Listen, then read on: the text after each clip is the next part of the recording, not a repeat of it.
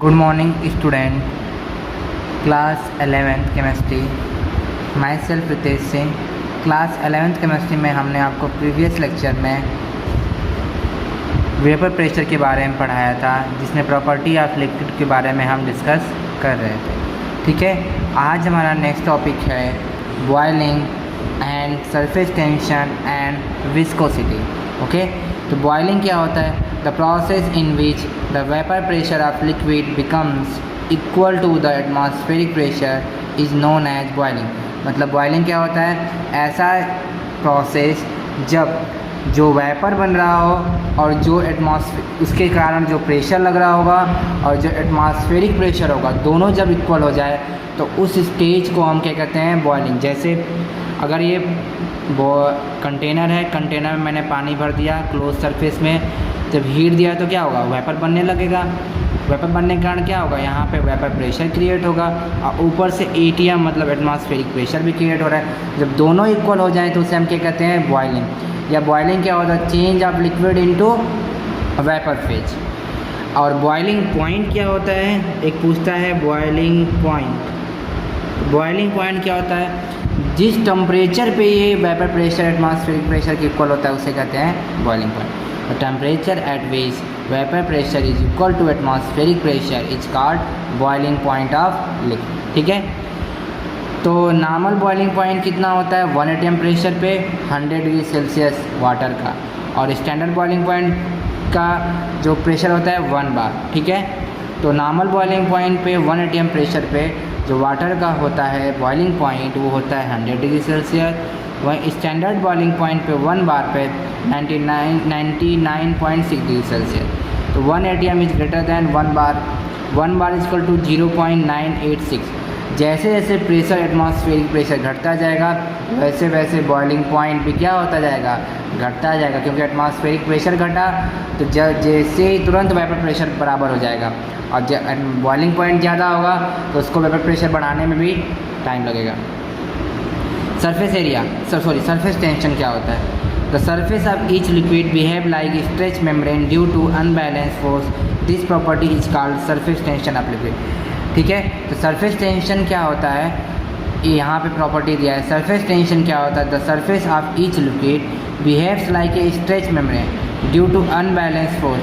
This property is called surface tension. मानते हैं जैसे ये है कंटेनर जिसमें मैंने लिक्विड भर दिया, ये है वाटर के मॉलिक्यूल्स। ठीक है, वाटर के मॉलिक्यूल्स हैं, तो वाटर के मॉलिक्यूल्स एक दूसरे को क्या अपनी तरफ खींच रहे होंगे, ऐसे ऐसे खींच रहे होंगे। जो अपर लेयर होगा उसको खींचने वाला कौन होगा? बस यही नीचे वाला है, क्योंकि मिडिल लेयर में ऊपर नीचे दोनों साइड से खींच रहा होगा। तो अपर लेयर को बस डाउनवर्ड फोर्स लग रहा है, जिसके कारण वो क्या होता है? एक स्ट्रेच मेम्ब्रेन की हो जाती है।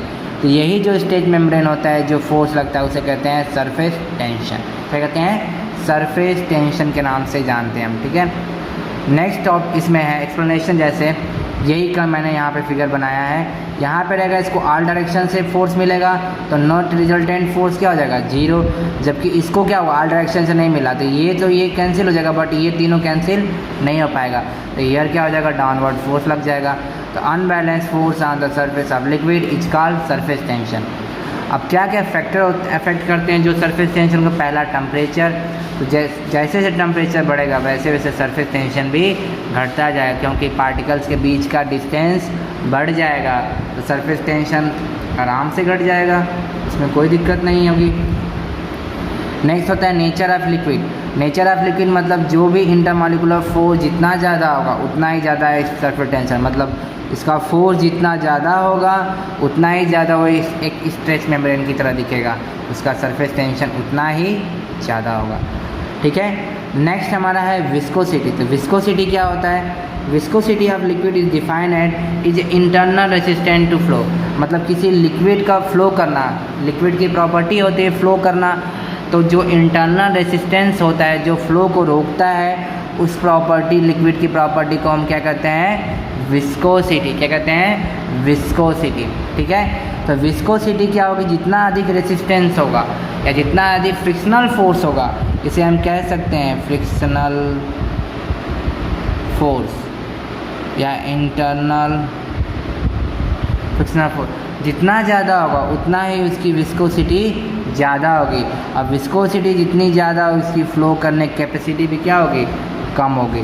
तो liquid stop by friction by static object on the liquid क्या हो जाएगा, स्टॉप हो जाएगा जब उसका फ्रिक्शनल फोर्स स्टैटिक फोर्स बराबर हो जाएगा, इक्वल हो जाएगा। ठीक है, तो फैक्टर अफेक्टिंग क्या क्या फैक्टर होते हैं विस्कोसिटी को दिखाने के लिए? तो फैक्टर होता है पहले नेचर ऑफ लिक्विड, दूसरा होता है फ्रिक्शनल फोर्स। तो नेचर ऑफ लिक्विड मतलब कि जितना इंटरमॉलिक्यूलर फोर्स पार्टिकल के बीच में ज़्यादा होगा उतना ज़्यादा ही फ्रिक्शनल फोर्स होगा, उतना ज़्यादा ही उसकी विस्कोसिटी होगी। ठीक है, फ्रिक्शनल फोर्स किस पे डिपेंड करता है? हमने पढ़ा होगा फ्रिक्शनल फोर्स डिपेंड किस पे करता है, एरिया पे, सरफेस एरिया पे। जितना ज़्यादा सरफेस एरिया बढ़ता जाएगा उतना ज़्यादा ही फ्रिक्शन लगता है। जैसे एक क्यूब की बॉल लें और एक सर्कुलर बॉल है, तो सर्कुलर बॉल का क्या कंटेक्ट ऑफ सरफेस कम होता है एज कम्पेयर टू क्यूब के बॉल में, तो इसलिए क्यूब के बॉल में फ्रिक्शनल फोर्स ज़्यादा लगता है, इसलिए वो लॉन्ग डिस्टेंस नहीं कवर कर पाता है जितना आसानी से सर्कुलर या स्फीयर वाला बॉल कर पाता है। Frictional force is also proportional to directly proportional to velocity gradient dv by dx। Velocity gradient क्या होता है? इट इज़ द ग्रेजुअल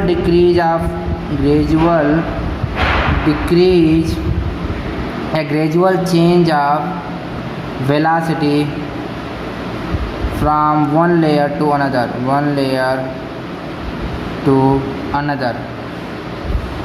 एक लेयर से दूसरे लेयर में जो वेलोसिटी चेंज होता है, डिक्रीज होती है, उसे कहते हैं वेलोसिटी ग्रेडियंट। जैसे मानते हैं ये हमारा लिक्विड की पहली लेयर है, ठीक है, इसके बाद ये दूसरी लेयर है, उसके बाद ये तीसरी लेयर, 3 लेयर है लिक्विड की।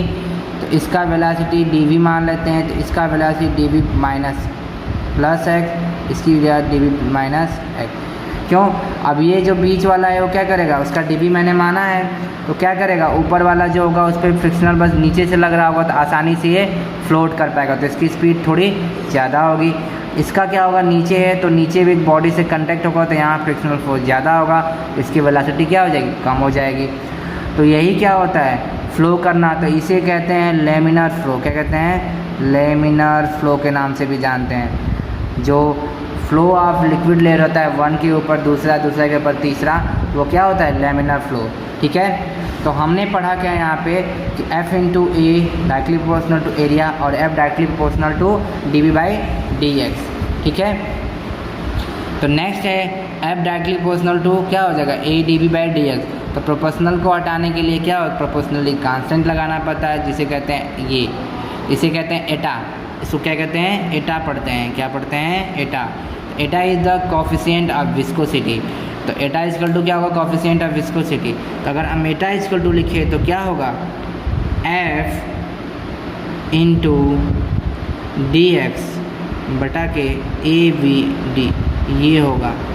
और एटा की जो SI यूनिट होती है वो क्या होती है, ये हमारा सीजीएस सिस्टम में यूनिट होती है पॉइंट। और SI यूनिट की बात करें तो न्यूटन। एरिया यहाँ से मीटर पर सेकेंड हट गया मीटर, यहाँ पे आया मीटर इनवर्स टू सेकेंड, ये हमारा होता है इसका SI यूनिट। ठीक है, तो ये आपका चैप्टर विस्कोसिटी कंप्लीट हुआ। चैप्टर नंबर 4 कंप्लीट कर दिया। नेक्स्ट टॉपिक हमारा थर्मोडायनेमिक्स है, जो हम आपको नेक्स्ट लेक्चर में डिस्कस करेंगे। आज के लिए इतना। Okay, thank you, have a nice day.